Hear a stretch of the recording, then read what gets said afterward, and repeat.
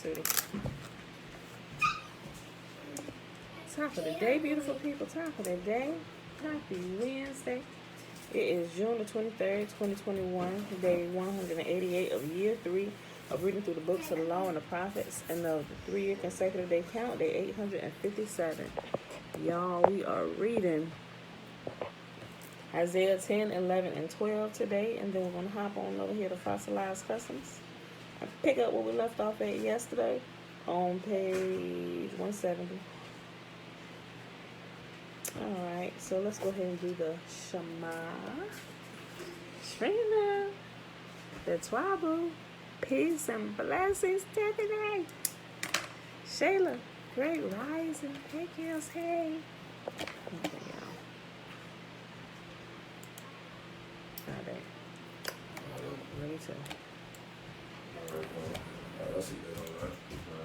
Do you want me to bring him out there after I get back? He should be good. Just call me. Okay. Okay, because we shouldn't be there any longer than 2 hours. Like, that's for real. fine, but just let me know before y'all. Yeah, the judge is not that big. Let me know. Oh, okay. Call me when y'all done, so I can let me know what time I'm at. Okay. So just flow. Yeah, I'm gonna put out in the sun today. All right, man. Okay. All right, y'all. Let's do the Shema, which is found in Deuteronomy chapter 6, starting at verse 3. Linda Brown, hey, auntie. I'm starting big judge. Here, therefore. Okay. Hold that thought 1 second, son. Hear, therefore, O Israel, and observe to do it, that it may be well with you, and that you may increase mightily, as YAHUAH, the Elohim of our fathers, has promised us, in the land that flows with milk and honey. Hear, O Israel, YAHUAH, our mighty one, he is one. And you shall love YAHUAH, your Elohim, with all your heart, and with all your soul, and with all your might. And these words which I command you this day shall be in your heart, and you shall teach them diligently unto your children, and shall talk of them when you sit in your house, and when you walk by the way, and when you lie down, and when you rise up. And you shall bind them for a sign upon your hand, and they shall be as frontlets between your eyes, and you shall write them upon the posts of your house and on your gates. And YAHUAH commanded us to do all these statutes, to fear YAHUAH, our mighty one, for our good always, that he might preserve us alive, as it is at this day. And it shall be our righteousness if we observe to do all these commandments before YAHUAH, our mighty one, as he has commanded us. Uncle JB, morning, morning. All right, y'all. Let's go ahead and hop on over here. Isaiah chapter 10.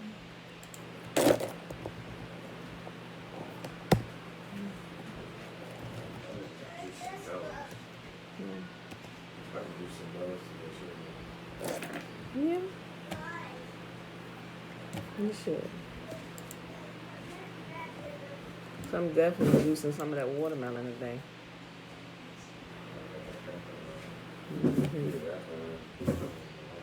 Pure alkaline. Okay, y'all. Isaiah chapter 10. What sorrow awaits the unjust judges, those who issue unfair laws? They deprive the poor of justice and deny the rights of the needy among my people. They prey on widows and take advantage of orphans. What will you do when I punish you, when I send disaster upon you from a distant land? To whom will you turn to for help? Where will your treasures be safe? You will stumble along as prisoners, or lie among the dead. But even then, YAHUAH's anger will not be satisfied. His fist is still posed to strike. What awaits Assyria, the rod of my anger? I use it as a club to express my anger. I am sending Assyria against a godless nation, against a people with whom I am angry. Assyria will plunder them, trampling them like dirt beneath its feet. Guys, y'all take it down just a little bit, please. But the king of Assyria will not understand that he is my tool. His mind does not work that way. His plan is simply to destroy, to cut down nation after nation. He will say, each of my princes will soon be a king. We destroyed Calno just as we did Carchemish. Hamath fell before us as Arpad did, and we destroyed Samaria just as we did Damascus. Yes, we have finished off many a kingdom whose gods were greater than those in Jerusalem and Samaria. So we will defeat Jerusalem and her gods, just as we destroyed Samaria with hers. After Yahuwah has used the king of Assyria to accomplish his purposes on Mount Zion and in Jerusalem, he will turn against the king of Assyria and punish him, for he is proud and arrogant. He boasts, "By my own powerful arm have I done this. With my own shrewd wisdom I planned it.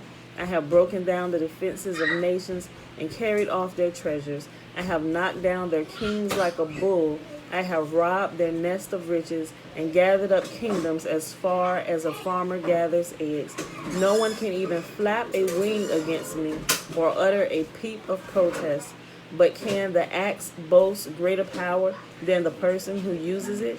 Is the saw greater than the person who saws? Can a rod strike unless a hand moves it? Can a wooden cane walk by itself?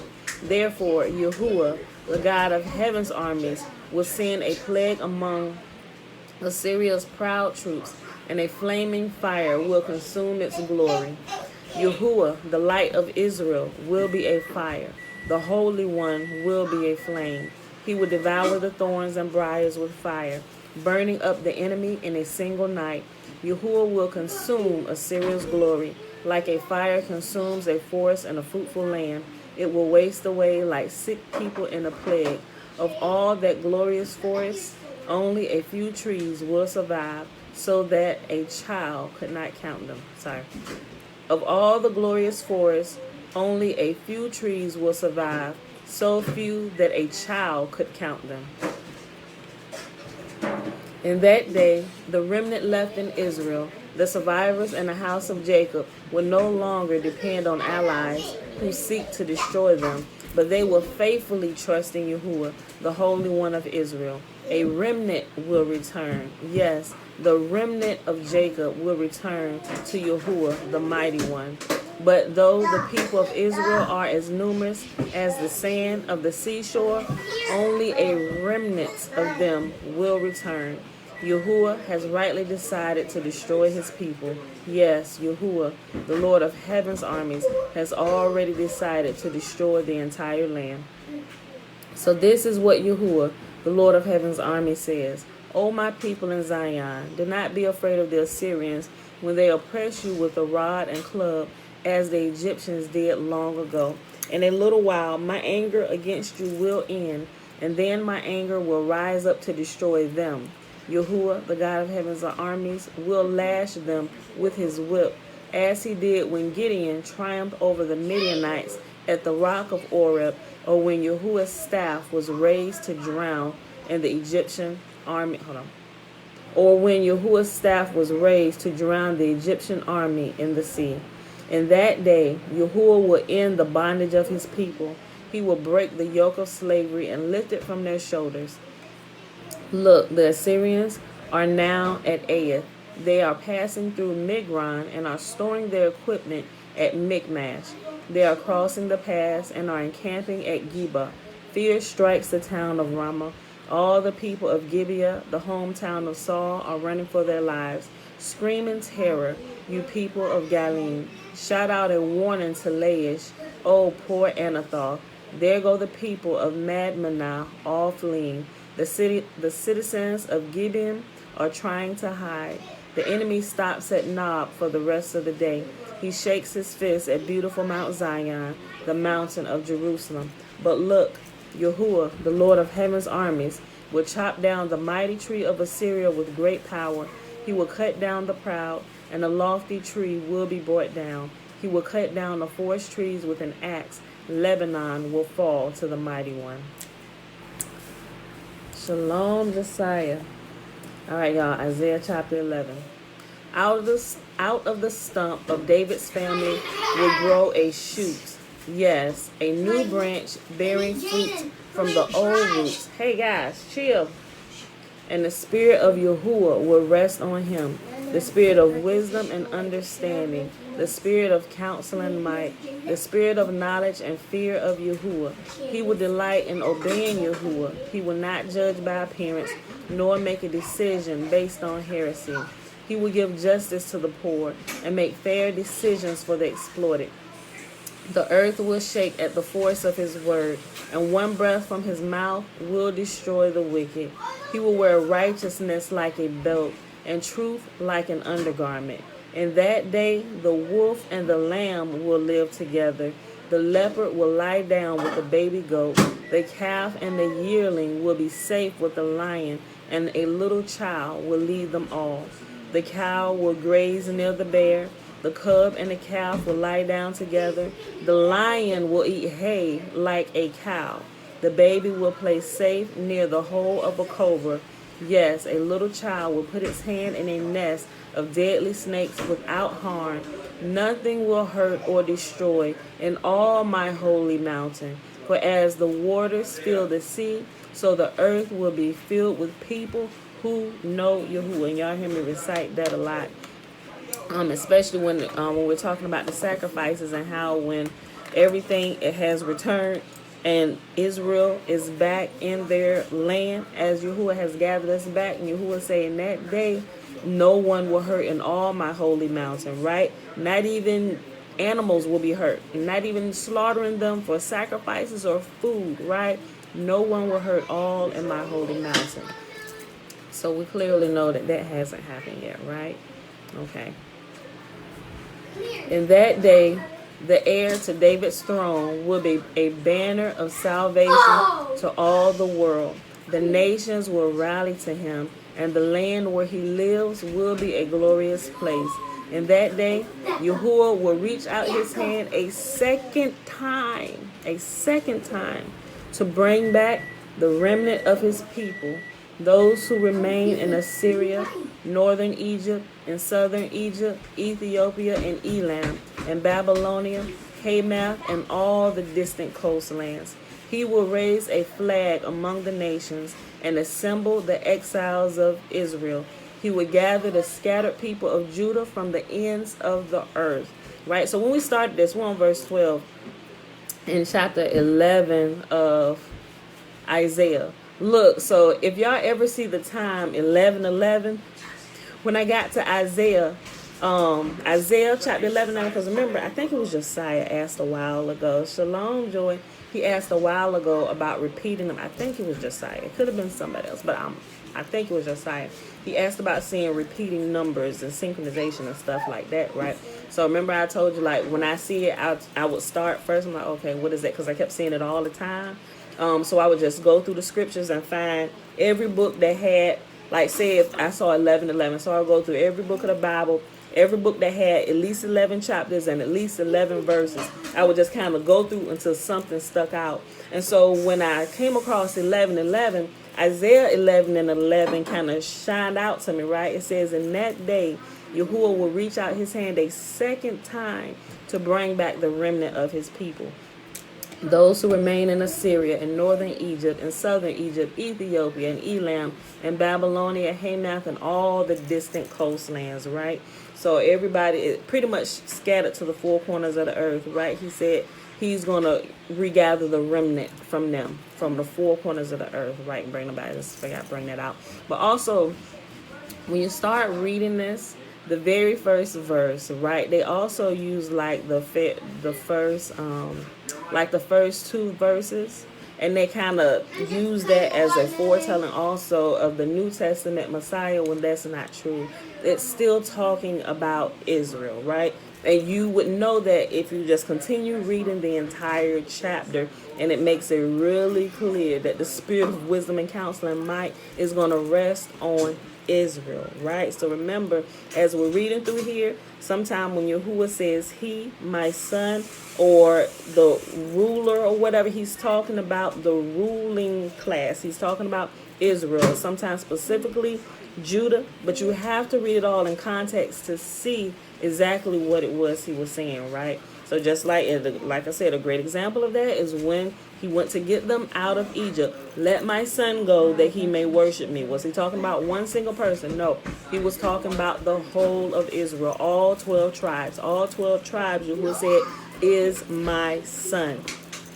I can't reiterate that enough because sometimes we miss, and if we're not aware of that, we won't start asking questions when we come across different things where it kind of changes that. So I like to bring that out at every turn. Okay, so let's jump back down here to verse 12. He will raise a flag among the nations and assemble the exiles of Israel. He will gather the scattered people of Judah from the ends of the earth. Then at last the jealousy between Israel and Judah will end. They will not be rivals anymore, right? Think about all the fussing and fighting still going on amongst our people. He said that's going to continue until we're gathered back, right? So I ain't saying getting used to it, but have hope that our people will get on one accord, right? We will. We will, right? I know sometimes it's like, we ain't never going to get it together, but have faith. We will.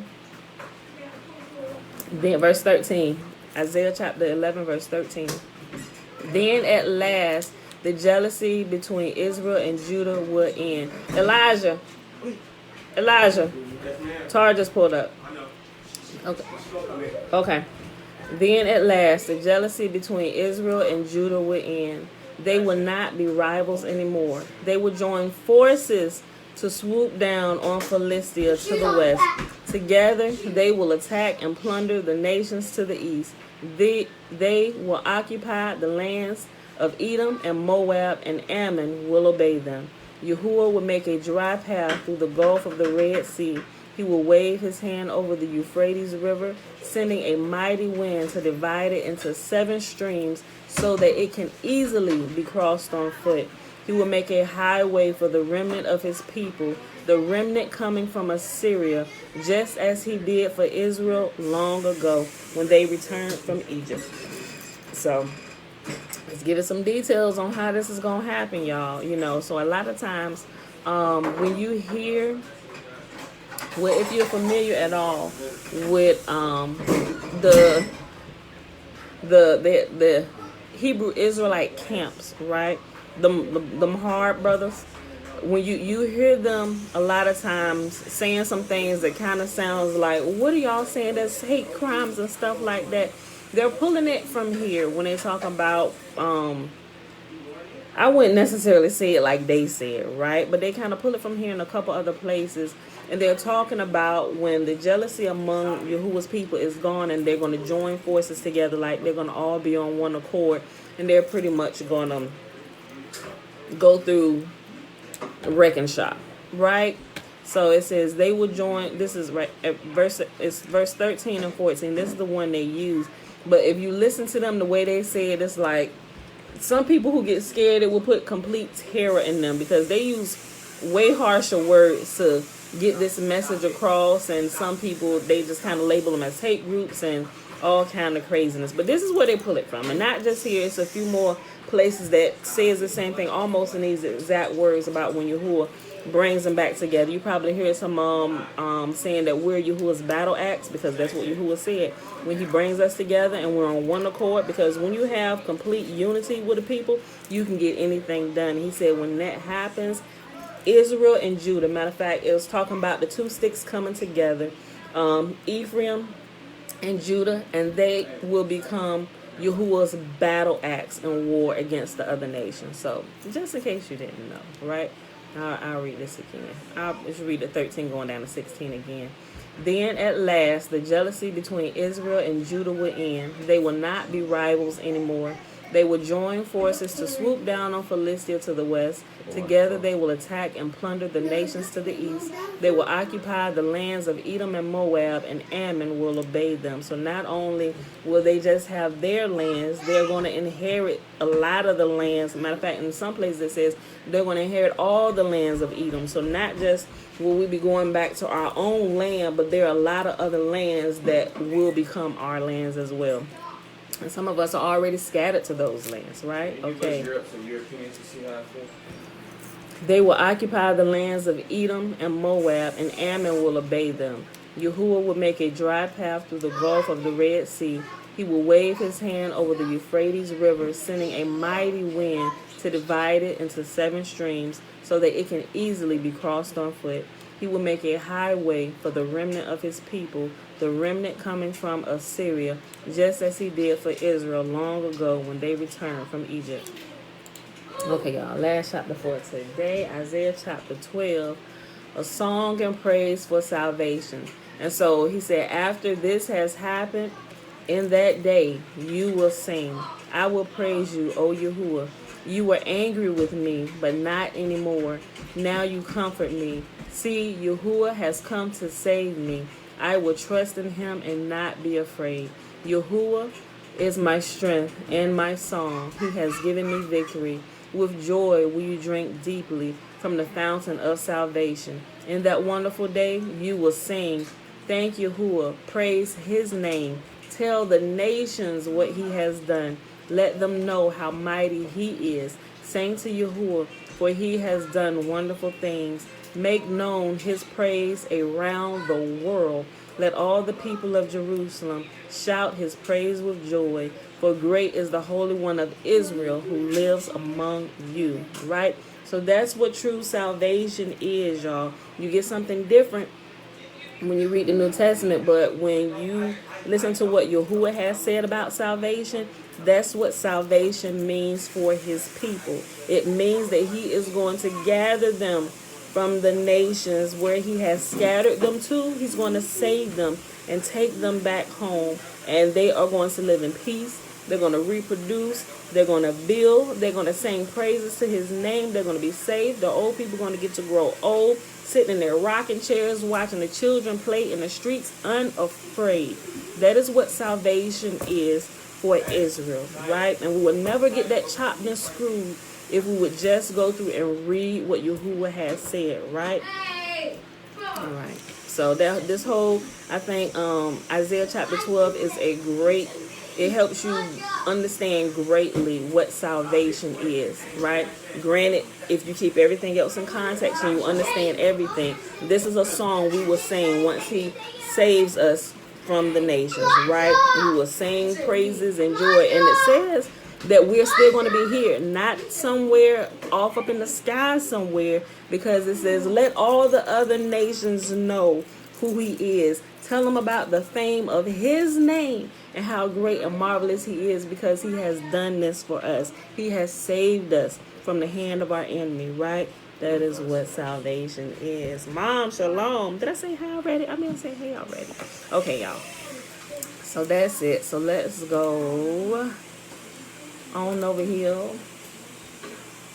to Fossilized Customs and pick up where we left off at yesterday. We at 23 minutes. We definitely going to be ending early today, y'all. Earlier than what we normally do. We may not even hit the hour mark today. That was fast. We're only at 23 minutes. Okay. So we stopped at page 170, and it's really just a picture I need to show you, and then it's going to start talking about the Trinity, right? So it is starting. I'll show it. Let me show you this picture. Okay. So this is where we stopped. This is the picture right here. If you get close, just let's see if you can see that. Got it up high enough. Okay, so take a look at that. I'm not sure if you can read it, but take a look at the picture. I'm gonna read it to you. All right, just get a good look at both pictures. Okay, if you got the book, you can see it clearly. Okay, so in this picture right here, this is Great Spirit, and that's an eagle cross. So you see, that's like what they call like Native Americans. So at least it looks like an Indian, what we see on TV, what they call Indian. So it's a guy like that. It's like the feathers hanging from a cross, right? And they refer to Yah as the Great Spirit, or who they worship as the Great Spirit. And right here is the eagle sun spirits everywhere. Do good of El. I think that's what that says. Do good of El. Okay. So the little paragraph under it says, eagles and crosses represented the sun to ancient pagans. Study the devotion in the face of the gentleman in the picture at the left. He would like, hey, chill. Hey, y'all too, Jason Bella, stop it. Jeremiah, why you call them either of them? Because you know that snack. Okay, so can you like make it and just take it out there to them? Everybody get out. You too, little baby. Thank you. Okay. Eagles and crosses represented the sun to ancient pagans. Study the devotion in the face of the gentleman in the picture at the left. He would like to know the truth, but it wasn't handed to him like it was to you. There are many others just like him all around each of us. Eagles and crosses represented the sun to ancient pagans. Okay. Here's another picture. We starting on the next page right here. Okay, so you see this? Okay. Brahma, Shiva, Krishna. That's what this says up here. Brahma, Shiva, Krishna. If you can't see it. And over here, this is Aum, the Hindu Trinity. Sheep. Okay, you'll probably see this sign, right? And it has a star. It's the star, the crescent. This represents Brahma and Vishnu, right? So Aum, the Hindu Trinity, right? Natasha, hey girl, hey. Yeah.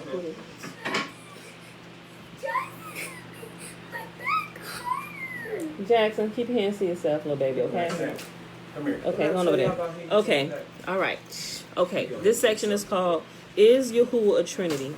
Is Yahuwah one, or does he present himself as whatever he wills to? I will be who I will be. Ahaya, Asher, Ahaya. So you also hear some of the Hebrew camps referring to Yahuwah. Sometimes they'll say Yah. I think a general consensus with everybody throughout the land. They can get them first three letters right. Everybody say Yah, right? So if we can't agree on anything else, we just say Yah, right? But some people say Yahuwah, Yahweh, Yahweh Shai, you know,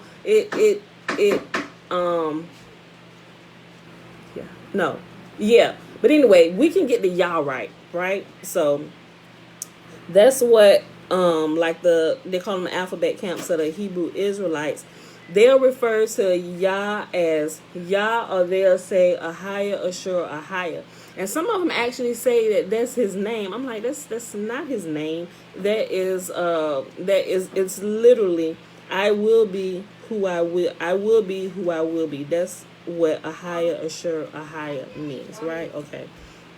But they say that because they don't read the rest of, like, just a couple verses down in Exodus. Remember, Moses asked, he said, okay, who do I tell these people you are? Like, they're going to ask me who sent me. And Yahuwah said, tell them I will be who I will be. And some people took that like, oh, his name is I will be what I will be. Or Ahaya, Ashur, Ahaya. No. But if you read down just a couple more verses, he said, okay, Moses pretty much said, okay, like, is there a name? Like, what specifically is your name? Because they're going to ask me. I can't just say I will be who I will be. Well, I am sent me. You are what? What is your name, right? And Yahuwah says, a couple verses later, he said, my name, tell them I am Yahuwah. My name is Yahuwah forever, right? So when people still saying Ahaya, Ashur, Ahaya, I'm not saying you can't call Yah that, because you can, right? But if you're looking at his name, he said, my name is Yahuwah forever. If you got the King James Version, it says, my name is Yahweh forever, right? Okay. All right. I will be who I will be. Ahaya, Ashur, Ahaya makes us stop and wonder about all that he is capable of becoming. Yahuwah is not a man, but a spirit. He is not a committee, nor is he a multiple personality. The manifestation of his name has appeared to us in various ways and forms. See Hebrews chapter 1. In these last days, I'm going to cross this out. If you got the book, because, hold on. we can listen. I'm gonna read you what he say, and then I'm gonna tell you real quick why it's wrong. If we go back, right? It says the sentence I just crossed out. In these last days, he came in the appearance of human flesh as our deliverer and atoning and atoning offering once for all.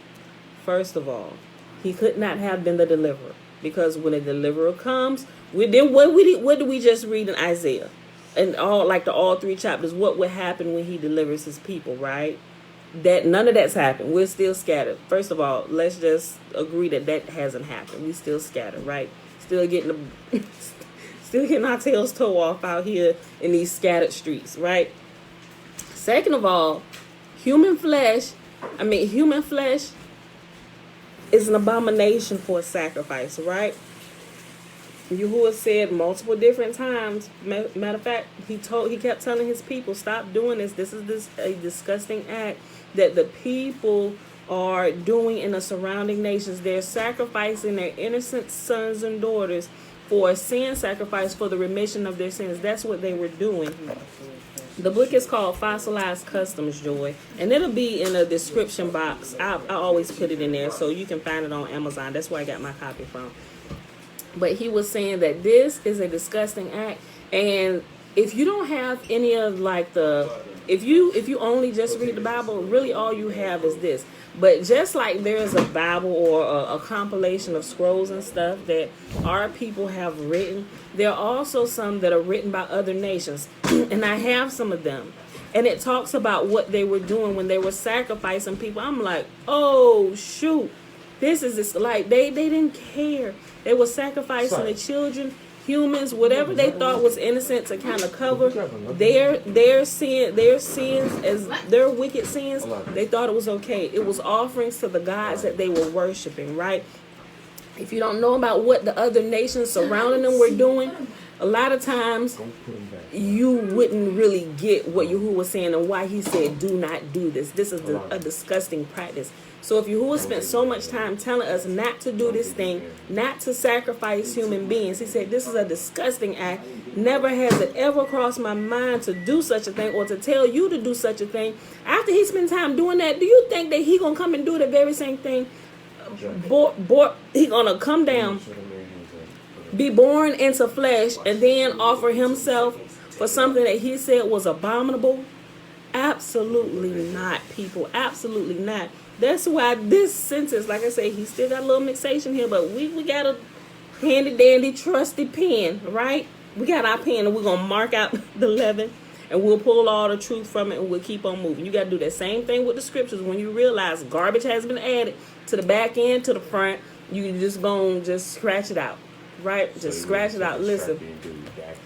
Yeah, you redact some of them statements, like Jeremiah just said. What's crazy though, look, about a year ago, I had a dream. I told my mom and my sister about this dream, and I couldn't understand exactly what it meant, right? So I had this dream that I had this belt, right? I was given this belt, and on this belt, it was written scriptures, and I was looking at the belt, and I'm like, I was like, this is wrong. This is wrong. And I took my pen, and I began to cross out the wrong parts, and then I looked at it. I said, okay, now I can wear this belt. And I put it on. I could not understand what that dream meant last year until this year when I started going through, I would say not this year, but beginning like the end of last year, as I began to read all this, I'm like, this is garbage. And so I started with the Bible, scratching out stuff like one line. I was like, this is wrong. I said, this is wrong. Yahuwah did not say that. That's not even the tone of his voice. This was added. And I started going through. And then a dream came back to me. I'm like, oh, snap. I literally saw myself doing this a year ahead of time, not realizing what it was. And then in the dream, I took the belt after I marked out the lies. And I remember it was scriptures from Proverbs. I can't remember the exact chapters and verses. But it was like, what's crazy is, it was like a regular size belt that a woman would wear, but when I held it in my hand, it was like a thick belt, like you see in wrestling belts. It was probably like the width of this thick belt, where I seen scriptures and Proverbs, and I'm reading. I'm like, I'm like, this is wrong. I said, this should not be here. And I started scratching out the wrong parts. And as I scratched out the wrong parts, it was like, they didn't disappear, but it like disappeared. It kind of like faded to, thank you, Jeremiah, like faded to the background while the truth stood out. And when I saw that, I'm like, okay, now I can wear this belt. And I took it and I put it around my waist and I tightened it up. And it wasn't like a wrestling. It went back to a normal size belt when I put it on. I was like, now I can wear this belt. You know, then I started thinking about the belt of truth. I'm like, oh, snap. That was freaking amazing. It wasn't until this year until I realized what that dream meant. So, guys, it's crazy. So I started talking about that with this little bit of leaven. So that's how we know that this is wrong. If we know what Yahuwah says, he said, first of all, I am not man that I should lie. Neither am I the son of man that I need to repent, right? Yahuwah is not flesh and blood, right? He said, because the righteous cannot die for the sins of the wicked. And if we look at what happened in the New Testament, wasn't JC perceived that he was written about as this righteous person who was sinless, right? Sinless. That means that will put him in the category of being righteous, right? And so then now for him to die for what? For the sins of the wicked. Didn't Yahuwah specifically talk about that? Why is that happening? We got a problem here. Houston, we have a problem. What's going on? Because Yahuwah specifically talks about this. Why has it changed? Right? So we got to think about those things, right? We can't, it's like sheep being led to the slaughter, y'all. Y'all got to pay attention. It's like, okay, who we going to trust? Are we going to trust the creator of the world, who is the authority? Everyone submits to him? Or are we going to trust some weird priest? Trust people who added stuff and wrote this and put this together later? Yeah, Dana, they lied today. They done quieted it down. Right? So who we going to trust? I tend to always go with the authority. Uncle Nathaniel, peaceful greetings. So, but yeah, so, okay. So let's go here. His name, so we crossed that out, that sentence where it says, in the last days he came in the appearance of human flesh, our deliverer, and atoning offering once for all. That, I'm going to just say it like this. That's garbage. I know some people, I started looking at, not that I really care about the subscribers, but I know when I start talking about certain things, I was like, surely I'm going to lose a few people today. So I've been keeping track. And I know exactly when people unsubscribe, right? And when I start talking about this, they done probably missed it some videos before when I'm saying this, I'm calling this out, and I start seeing the numbers go down by 1 or 2 or maybe 3 or 4. And then it'll start climbing back up. And that's cool because we don't need y'all anyway. Boy, but you gone. Let me do this video. Go start your own live. Do something, son. Look, so but it's interesting. I like. Thank you, Jeremiah. He says it's just purifying the group. Listen. So I like to kind of I'm a data tracking person, right? So I like to see what's happening, and by me tracking, I can see a clear picture on stuff where people, not saying that they don't want to hear the truth, but it could just be, you know, maybe their ears haven't been primed enough to make them ready to receive the truth. Because a lot of time it's like it's like the theory of marketing, right? Somebody has to see something at least 7 times before they actually register. Oh, wait a minute. Okay, yeah, I heard about that. And then you start seeing it. It's your, I think it's called your reticular activating system, right? So, of course, marketing experts, they study human physiology and human buying behavior and stuff, and they realize that in order for a truth to come past or to get something across to somebody, like the first couple times they hear it, it's just going one ear out the other. It's just going to, it's not even going to register with them, right? You have to drop it on them at least 7 times before it even begin cooking. Like, wait, what? What'd you say? I've been telling you this all along. Wait, when? But then when they start getting it, they'll start seeing, oh, snap. All this time, I have been seeing this. It's just, remember I told you, when I started realizing, and shucks, it was since I was a little girl, who was showing me different things that I'm now realizing now. And it's like, oh, shoot, you have been showing me this for a very long time. You know, so it's that same type of thing. You don't realize it until you realize it. And then you begin to realize every time it was trying to get your attention. I'm like, oh, shoot. you know. So, but yeah, it's the same thing. Okay, it says his name, or Yahuwah's name reflects deliverance. As our healer, remember, Yahuwah is our deliverer, right? Yahuwah. As our healer, he is known as Yahuwah Rapha. As our creator, Yahuwah Elohim. As our shepherd, Yahuwah Rohai. As a man of war, Yahuwah Sebaoth, or Yahuwah Sebawothi. As provider, Yahuwah Yahweh. As our prevailer or banner, Yahuwah Nisi. As our deliverer, Yahusha, meaning Yahuwah, I am your deliverer. Now, I like how he did this, right? I like how he did this because it like it says, Yahuwah Rohai, Yahuwah Sebawoti, Yahuwah Yahweh, Yahuwah Nisi. Then when you get to the deliverer, it's Yahusha, right? But now when you say Yahusha, it's still like people get snapped over. Second person now. Second person, like, no. We're still talking about, like, okay, say you got me. Come here, Josh. Come here, Josh.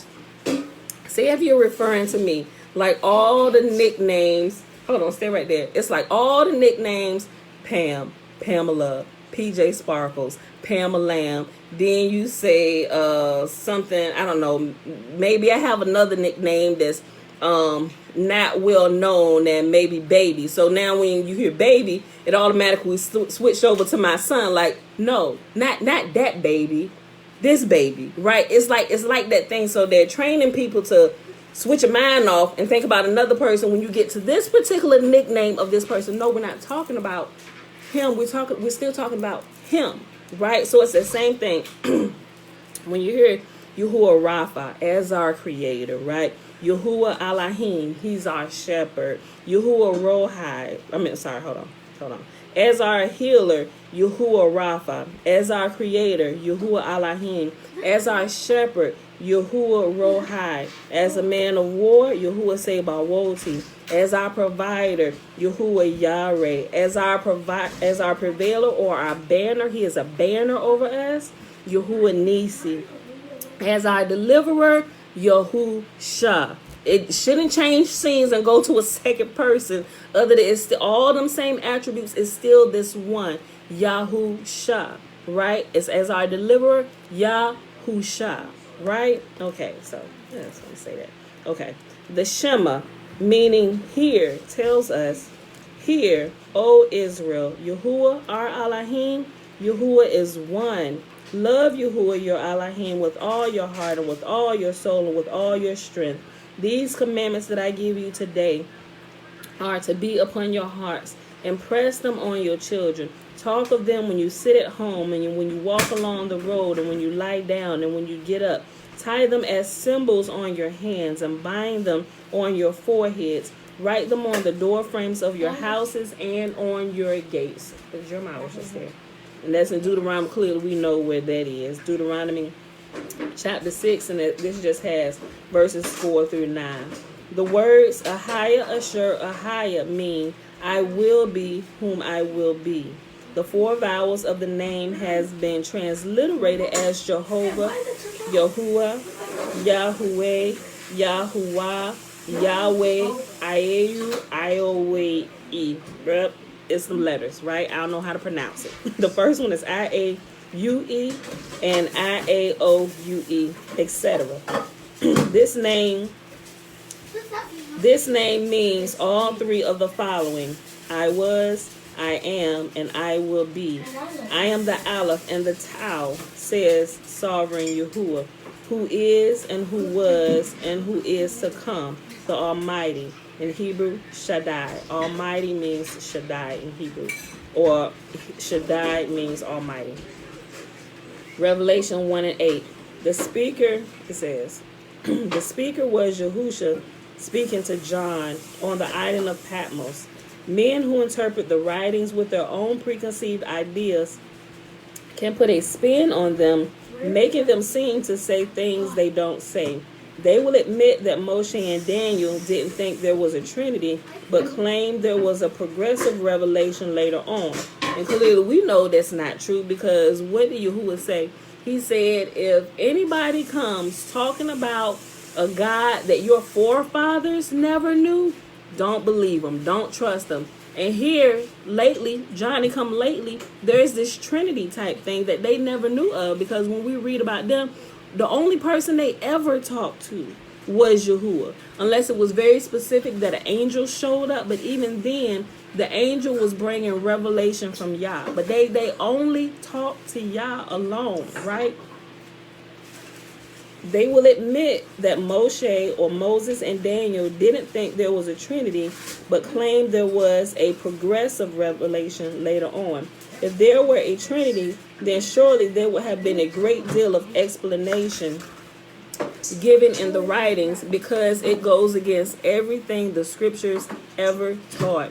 We can't have monotheism and Trinitarianism, right? I am Yahuwah, that is my name. That's in Isaiah chapter 42, verse 48. I am the first and I am the last. Apart from me, there is no Elohim. That is Isaiah, right? Some people think you see that in the New Testament. No, everything originates with the original, right? That is found in Isaiah chapter 44, verse 6. Is there any Elohim besides me? Isaiah chapter 44, verse 8. I am Elohim, and there is no other. I am Elohim, and there is none like me. Isaiah 46 and 9. Matter of fact, I already got these scriptures on my hot request list. So I'm going to post all these scriptures again in the comment section. I'm going to pin them just in case you're trying to get them. It's a bunch of them in Isaiah and go through all out the Old Testament. But I pulled all the ones that I've gotten and I'll post them here for you. I post them quite a few times, but just in case, where he letting you know that there is no other Savior, there is no one else that should be worshipped. He said, there is no other one. If it is, I know not one. Please explain to me who this person is. Ain't nobody had the balls to step to Yah. None. Not nary one. The whole earth is quiet before him. I'm waiting. Who is this other God besides? Is there somebody else besides me? Flesh and blood or even spirit? Please step forward. Right? It says the whole earth was quiet. Who dares to step forward? Not nary person, because every single person was created by him. Right? Spirit and flesh and blood. Look, I am Elohim, and there is no other.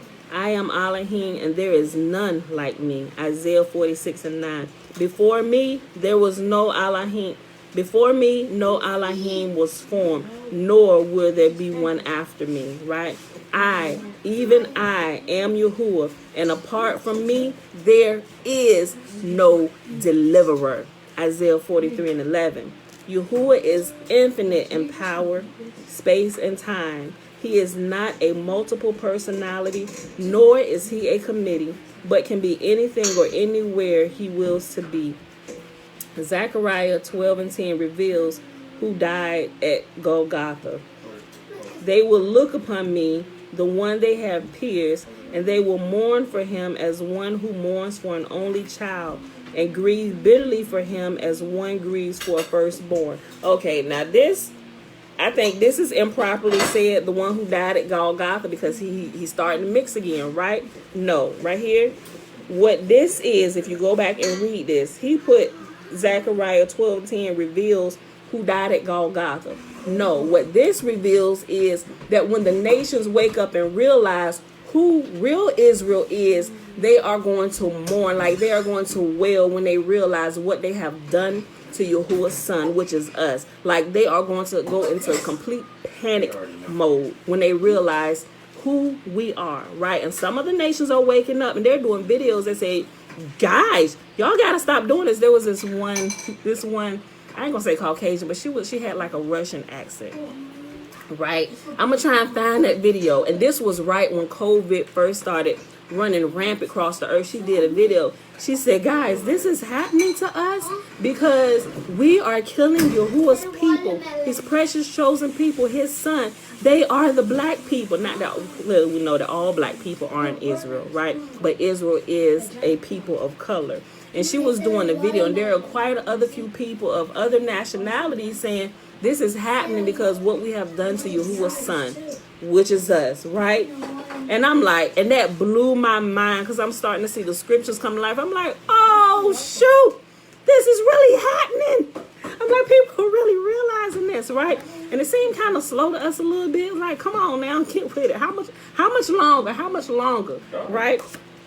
But this right here, this is what Zachariah 12:10 reveals. They will look upon me, the one whom they have pierced, and they will mourn for him as one who mourns for an only child, and grieve bitterly for him as one who grieves for a firstborn son. They're going to realize that we have literally pierced the heart of Yahuwah himself by killing his children. Think about how we feel when somebody does something to our flesh and blood child, right? How do you think Yahuwah feels when his firstborn son, like his people, his chosen people, when they are trampled upon, murdered, bloodied, and bruised? Granted, he sent some of us up the river for the shenanigans you got to get out here. I'm sending all y'all up the river, right? And you'll do whatever you want to do there. But they went over and beyond, and Yahuwah even addresses that. He said, I only authorized you to do this, but you went over and beyond doing the things that I told you to do to mete out to them for punishment, right? You began to rape them. You began to cut the babies out of the pregnant women's stomachs. All these things Yahuwah begins to name when you read through the book of the prophets, right? He said he's going to deal with them, right? Remember in, is it Zachariah or Zephaniah? I want to say it's Zephaniah. Don't quote me. It's Zephaniah or Zachariah, where it talks about the angels went out and they literally went to take a consensus to see what was happening in the world, right? And they came back and they reported to y'all. They said the land is quiet, right? Everything is quiet, and it said that the nations are quiet and they are fat. But what they were saying was, if you read it in full context and read the whole chapter, you see Yahuwah get absolutely livid about their report. They weren't coming back saying, oh, everything is at peace, everything is good. No, what they were saying was, all the nations are at peace and they fat off the blood and plunder of your people. And they're sitting back thinking life is good, right? And that's when Yahuwah starts going off. I'm like, oh, snap. Y'all have to read. It's Zachariah. I'm gonna put it. Hold on. I'm gonna put it in here. I'm gonna give y'all the chapter. Hold on. I'm gonna put it in there along. I'm gonna put this one first before all the scriptures where Yahuwah said, "Ain't nobody else but me." Y'all better get it together, right? I'm gonna put this in order. Okay, that way so you can see it.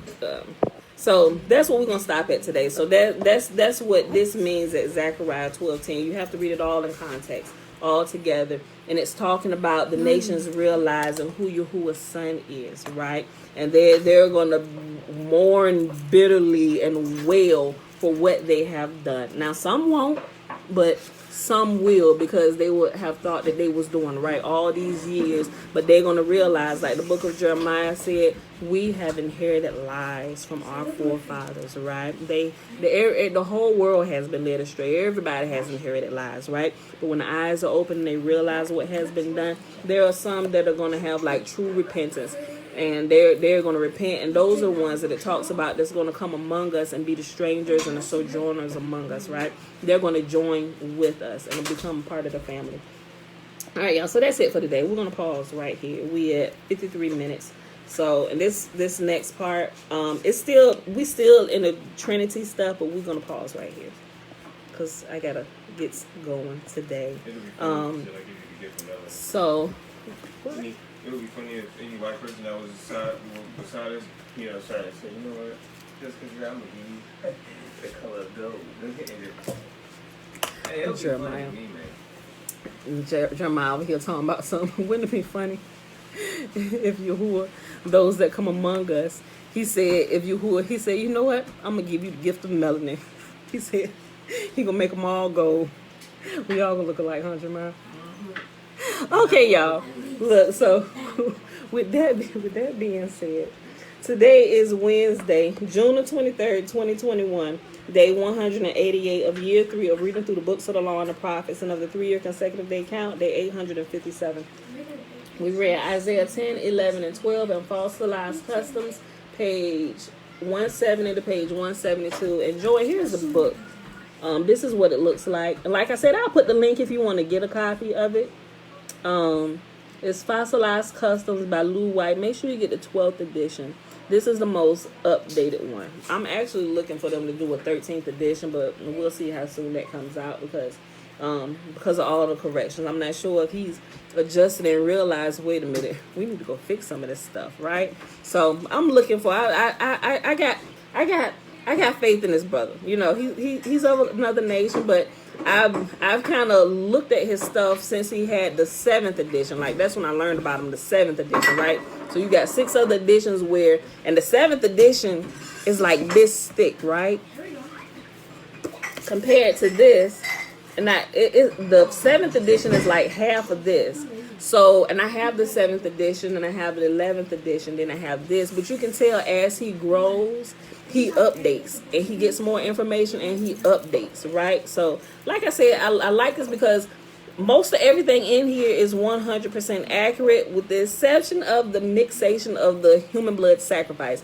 That I still decided to use it because everything else is correct, and then we could use the human blood sacrifice part. I just explained when we get to that part. We just show you the reference of why it's wrong, right? Not that it's just my theory or I'm trying to take y'all off into another gospel somewhere, trying to turn you away from salvation or denying the Messiah. No, I want to show you with what we have. Like some people, they're like, well, show it to me in the scriptures. Like they don't even want to see outside resources. Okay.